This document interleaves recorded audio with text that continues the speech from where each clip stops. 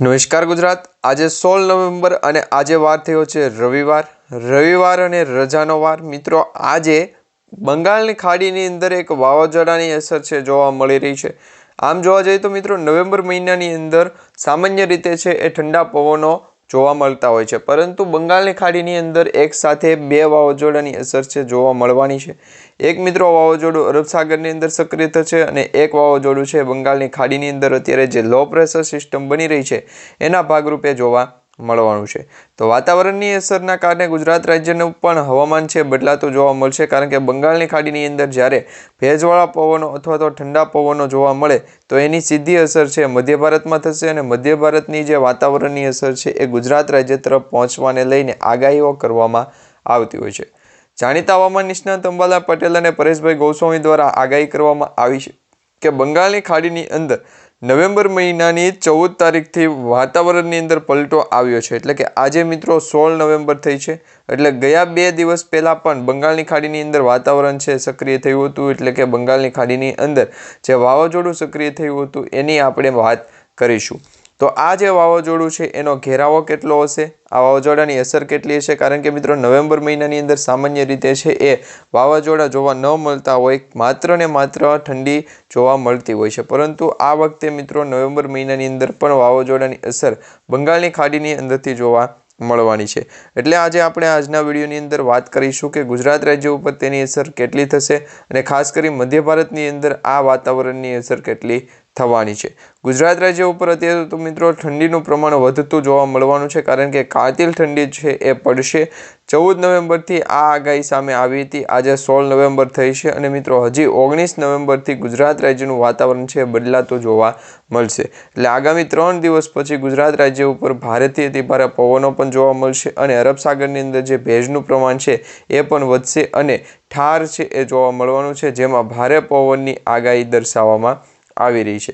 તો આ પ્રકારની અત્યારે માહિતી જોવા મળશે ગુજરાત રાજ્ય ઉપર તેની અસર કેટલી થશે અને ખરેખર બંગાળની ખાડીની અંદર જે વાવાઝોડું સક્રિય થશે એની જે તીવ્રતા છે એ કેટલી છે અને આ વાવાઝોડું છે એ કયા દેશ તરફથી આગળ વધી રહ્યું છે। કારણ કે જ્યારે પણ વાવાઝોડાની અસર છે સામે આવે ત્યારે મિત્રો ફરી એક વખત તમને જણાવી દઈએ કે નૈઋત્યનું ચોમાસું જે છે એ ગુજરાત તરફથી બેસતું હોય, એટલે કે અરબ સાગર તરફથી બેસતું હોય, પરંતુ અત્યારે એટલાન્ટિકનું ચોમાસું છે એ મિત્રો જોવા મળી રહ્યું છે। એટલે કે તે ફિલિપાઇન્સ છે, મ્યાનમાર છે, થાઈલેન્ડ છે, એવા જે વિદેશી દેશો છે એ દેશોમાં અત્યારે વાતાવરણ છે એ પલટો આવતો જોવા મળતો હોય છે। ત્યાં વારંવાર છે વાવાઝોડાની અસર થતી હોય છે। થોડા દિવસો પહેલાં મિત્રો કાળભેગી વાવાઝોડું છે એ પણ જોવા મળ્યું છે ફિલિપાઇન્સની અંદર અને કુંગફોંગ વાવાઝોડું પણ જોવા મળ્યું છે। તો એ બંને વાવાઝોડાના કારણે ફિલિપાઇન્સ દેશની અંદર અને થાઈલેન્ડ, મ્યાનમાર જેવા દેશોની અંદર ભારે તબાહી મચી છે। હવે મિત્રો આવા વાવાઝોડાની આગાહી ગુજરાત તરફ અને બંગાળની ખાડીની અંદર ખાસ કરીને જોવા મળી રહી છે। તો બંગાળની ખાડીની અંદર આ વાવાઝોડાની કેટલી અસર છે તે આજના વિડીયોની અંદર તમને જણાવીશું। ખાસ કરીને વિડીયોને તમે છેલ્લે સુધી જોતા રહેજો, તો જ તમને ખ્યાલ પડશે કે આ વાવાઝોડાની અસર ગુજરાતને થશે કે કેમ। અત્યારે મિત્રો જે માહિતી મળી રહી છે જેમાં 18 નવેમ્બરથી લઈને 24 નવેમ્બર માટે ફરી વખત માવઠાનો ખતરો છે જોવા મળશે। ખેડૂતોને સાવધાન થવાની વાત કરવામાં આવી રહી છે।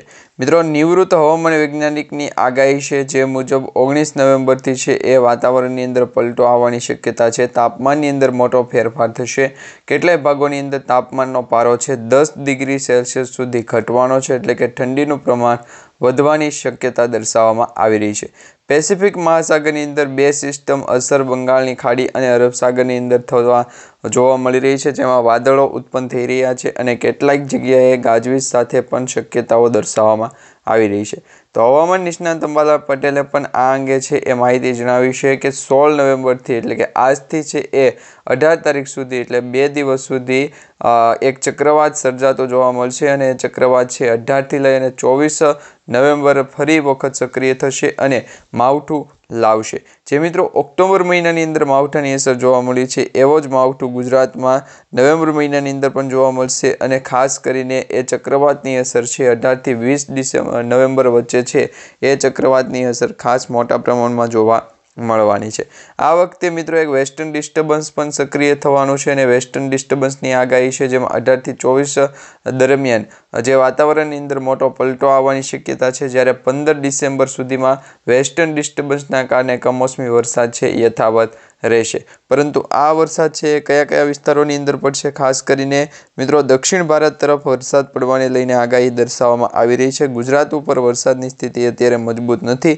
હા મિત્રો, ગુજરાત રાજ્યના વાતાવરણની અંદર મોટો પલટો આવવાની શક્યતા અત્યારે દર્શાવવામાં આવી રહી છે। ખાસ કરીને અરબ સાગરના દરિયાની અંદર જે એક સિસ્ટમ બનશે, બંગાળના ખાડીની અંદર પણ એક સિસ્ટમ બનશે, તો આમ બે સિસ્ટમો જે બની રહી છે એના કારણે વાતાવરણની અંદર મોટો પલટો આવવાની શક્યતા દર્શાવવામાં આવી રહી છે। અને જેમાં પણ ખાસ કરી મિત્રો 16 ડિસેમ્બર સુધીમાં માવઠું શક્યતા થવાની છે, એટલે કે માવઠું વધશે અને 20 ડિસેમ્બરથી ઉત્તરીય પર્વતીય પ્રદેશમાં જાણે હિમચાદળ થઈ ગઈ હોય એવા અત્યારે વરસાદના આગાહી સ્વરૂપના સમાચાર મળી રહ્યા છે। એટલે કે ગુજરાત રાજ્ય ઉપર ડિસેમ્બર મહિનાની આગાહી અત્યારે કરવામાં આવી રહી છે।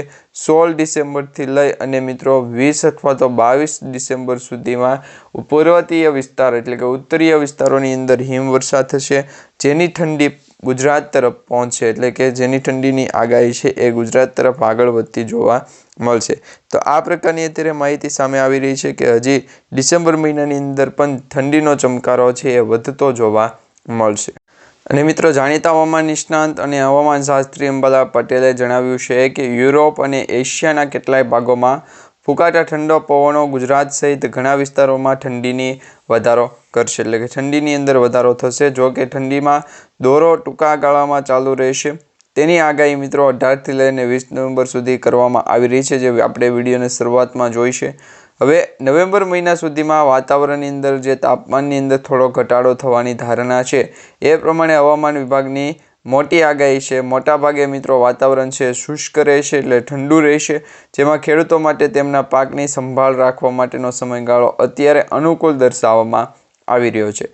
દક્ષિણ ભારતમાં પણ દરિયાઈ પ્રણાલી અને વરસાદની વચ્ચે નવેમ્બર મહિનાની અંદર દરિયાઈ પ્રણાલીઓ વચ્ચે સક્રિય થયેલી સિસ્ટમો અંબાલાલ પટેલના જણાવ્યા અનુસાર 19 તારીખની આસપાસ અરબી સમુદ્રના નીચાણવાળા દબાણવાળી જે સિસ્ટમ છે એ સિસ્ટમ બનાવવાની ધારણા દર્શાવે છે। વધુમાં મિત્રો 24 નવેમ્બરથી જે 24 નવેમ્બરની આસપાસ બંગાળની ખાડીની અંદર એક ઊંડો ડિપ્રેશનવાળો સિસ્ટમનો ઘેરાવો બનશે અને જેની અત્યારે અસર છે એ દક્ષિણ ભારતીય રાજ્યોમાં ભારેથી અતિ ભારે વરસાદ પડી શકે તે માટે દર્શાવવામાં આવી રહી છે। અને એમાં પણ ખાસ કરીને ડિસેમ્બર મહિનાની શરૂઆતમાં બંગાળની ખાડીની અંદર એક બીજો અને એક ઓછા દબાણવાળો વિસ્તાર છે એ બનશે, એટલે કે એનો એક ઘેરાવો છે એ બનતો જોવા મળી રહ્યો છે। અને આ વાતાવરણની અસરના કારણે મિત્રો ખેડૂતો માટે અનુકૂળ વાતાવરણ અને હવામાન છે દર્શાવવામાં આવી રહ્યું છે। તીવ્ર ઠંડીની આગાહી પણ દર્શાવવામાં આવી રહી છે। આ ઋતુ રવિ પાક માટે અત્યંત અનુકૂળ રહેવાની ધારણા દર્શાવવામાં આવી રહી છે, જેમાં ઘઉં છે, જીરું છે એ સહિતના મહત્વપૂર્ણ જે રવિ પાકો છે એ માટે સારા હવામાનની અત્યારે ધારણા દર્શાવવામાં આવી રહી છે, જે ખેડૂતોને રાહત આપશે। જો કે ડિસેમ્બર મહિનાની શરૂઆતથી જ ખાસ કરીને 22 ડિસેમ્બરથી પછી ઠંડા પવનો છે એની અસર જોવા મળશે। વધુમાં નિષ્ણાંતોએ જણાવ્યું છે એ પ્રમાણે લા નીનાની અસર છે એ થશે, એટલે કે ઠંડીની શરૂઆત થશે અને લા નીનાની જે અસર થાય છે એમાં મિત્રો જાન્યુઆરી સુધીમાં ગુજરાત સહિત સમગ્ર ભારતમાં અને ઉત્તર ભારતમાં વધુ તીવ્ર ઠંડી પડે તેની રેકોર્ડ બ્રેક ઠંડી પડવાની આગાહીઓ અત્યારે દર્શાવવામાં આવી રહી છે। એટલે આ પ્રકારે હવામાન છે એ પલટાતું જોવા મળશે। ગુજરાત રાજ્યનું વાતાવરણ પણ ચોખ્ખે ચોખ્ખું છે એ શુષ્ક રહેતું જોવા મળી રહ્યું છે અને શુષ્ક વાતાવરણની સાથે ગુજરાતનું જે હવામાન છે એ પણ પલટાશે અને બંગાળની ખાડીની અંદર જે લો પ્રેશર સિસ્ટમ સક્રિય થઈ છે એના વાતાવરણની અસરના કારણે પણ ભેજનું પ્રમાણ છે એ વધારે દર્શાવવામાં આવી રહ્યું છે। તો બીજી તરફ મિત્રો બંગાળની ખાડીની અંદર અહીંયા તમે જોઈ શકો છો જે વાતાવરણની અંદર મોટો પલટો આવવાની શક્યતા દર્શાવવામાં આવી રહી છે। ખાસ કરીને મિત્રો 23 નવેમ્બરનો આ ઘેરાવો દર્શાવવામાં આવી રહ્યો છે, એટલે કે 23 નવેમ્બરથી છે વાતાવરણની અંદર ચોખ્ખે ચોખ્ખી અત્યારે તમે જોઈ શકો છો એ પ્રમાણેનો પલટો જોવા મળી રહ્યો છે।